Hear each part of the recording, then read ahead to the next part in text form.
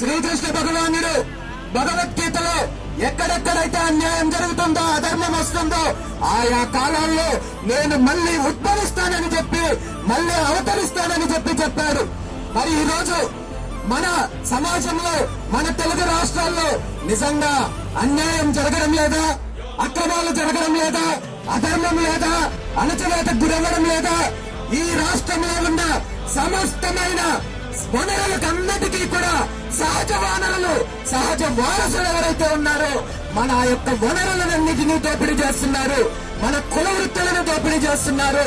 మన భవిష్యత్తును, మన భావితరాల భవిష్యత్తును ఈ రోజు అణచివేసే కార్యక్రమం జరుగుతుంటే దీనికి ఎక్కడో ఒక చోట ముగింపు పలకాలనే ఒక దృఢమైన నిర్ణయంతో, ఆశయంతో భారత చైతన్య యువజన పార్టీని స్థాపించి మీ ముందుకు రావడం జరిగింది. ఈరోజు ఎక్కడ అన్యాయం జరుగుతుందో, ఎక్కడ అధర్మం ఉంటుందో దాని మీద పోరాటం చేసే ప్రతి ఒక్కరికి కూడా ఆ శ్రీకృష్ణ భగవానుడు ఆశీస్సులు ఉంటాయి అనే విషయాన్ని మనం గుర్తుపెట్టుకోవాలి.